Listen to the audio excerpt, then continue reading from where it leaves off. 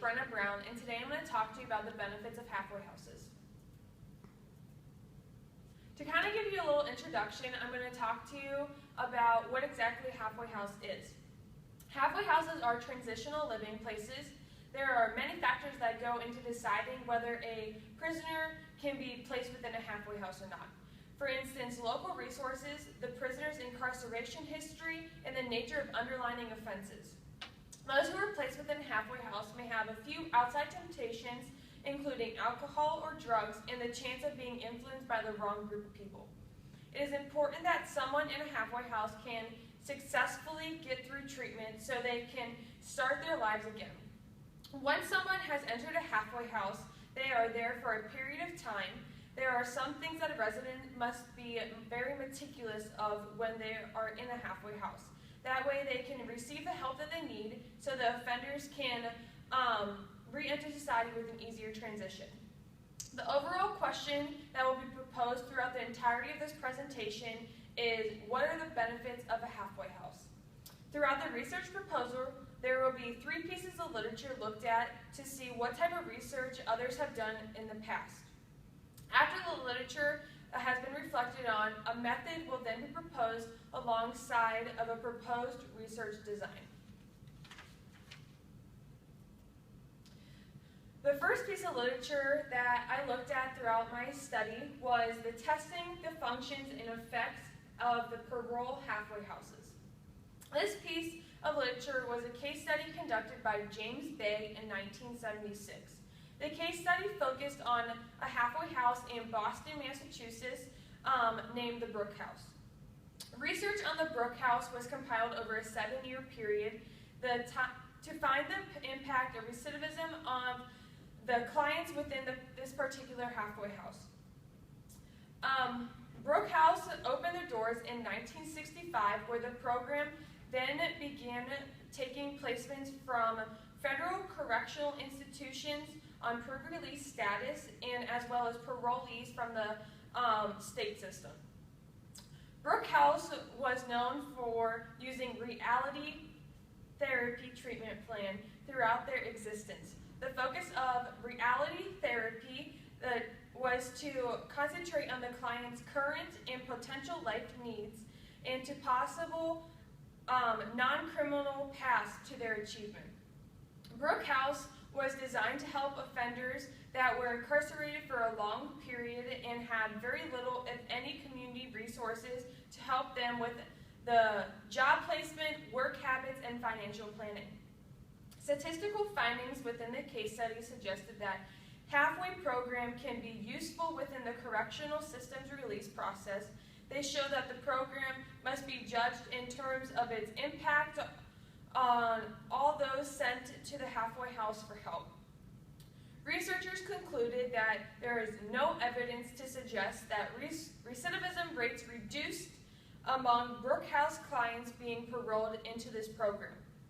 This does not mean that some programs may not help people, but it does imply that programs like Brook House is only a tool in crime reduction. Brook House showed a stable program, well-run house, and a very well-trained staff. The second piece of literature looked at was called the relationship of gender and ethnicity to employment among adults residing in communal living recovery homes. This was a study on substance abuse recovery homes called Oxford Houses. The research was conducted by a group of researchers out of DePaul University in 2009. This study examined the employment and source of income for different genders and ethnic groups living in the Oxford Houses. Researchers predicted that adults who stayed within the Oxford Houses for 6 months or longer would report more days worked and higher income compared to those who stayed in Oxford House for less than 6 months. The study consisted of 897 participants, of which 604 were males and 293 were females. Each participant spent on average 10 months living within an Oxford House, while their average monthly income was around $980. Participants took part in a structured interview. Interviewers used the set guidelines that the United States used to assess the number of substance abuse-related behaviors. The participants then had to complete a survey that covered several areas of a person's life, such as their medical history, their employment or financial support, their drug and alcohol use, their legal issues, matters related to their family or social domain, and their psychiatric issues. The results of this survey showed that men compared to women reported significantly higher mean income from employment as well as the total income, while African Americans compared to European Americans reported significantly more work in the past 30 days. However, the rate of pay between these two ethnic groups was not significantly different. This study suggested that the longer a substance abuser stays within an Oxford house, the more economic opportunities there are for the residents. The third and final piece of literature that I looked at within my study was halfway house and the family involvement as related to community adjustment for ex-offenders of psychiatric halfway houses. This was completed by Holman and Shore. This study is based on aftercare programs such as the halfway houses, which help clients develop productive, satisfying lives and help them cope with stress a little easier. The study looked at a group of ex-residents of the halfway house chosen, which was well-staffed for 24 hours on a 7-day basis. The researchers sent out letters to 102 ex-residents where 41 of them could not be found and 15 of those refused to take part.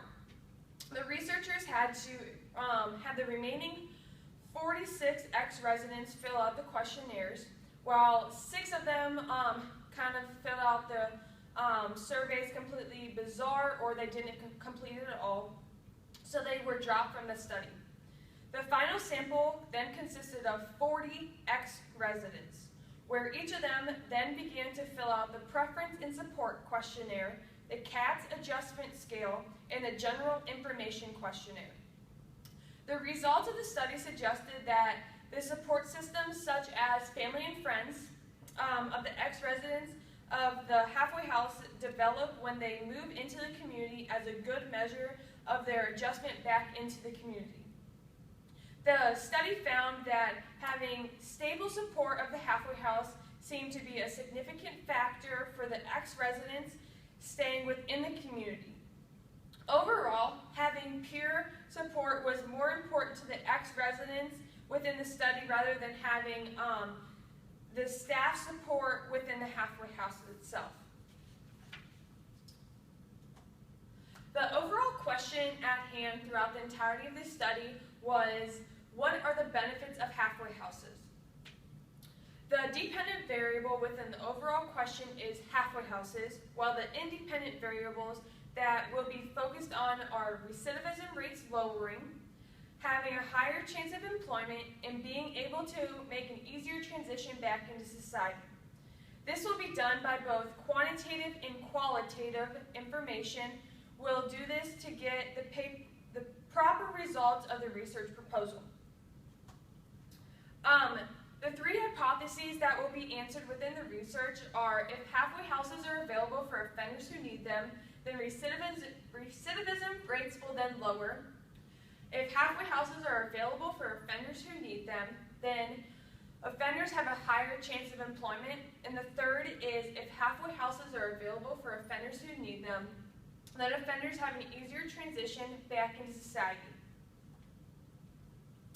The proposed research will be conducted in 3 ways, including looking at police reports, conducting surveys, and conducting face-to-face interviews. Looking at police reports is a good way to see whether offenders who are within halfway houses or who have been released from the halfway house have recidivated or not. One item that I want to propose alongside looking at police reports is some type of database in which you can look up a specific person and where you are then able to pull up the dates of where they've been, where they are, and if they have been within a halfway house or another program like that. Surveys are also a good way to give ex-residents of the halfway houses to decide if they believe that halfway houses help prepare you for the future employment or not. Another good way to obtain the information is to go to a halfway houses and conduct face-to-face interviews with the offenders within the halfway house. While determining if halfway houses help offenders re-enter society with an easier transition, both conducting surveys and face-to-face interviews can help the research come to a good conclusion. And then these are my references.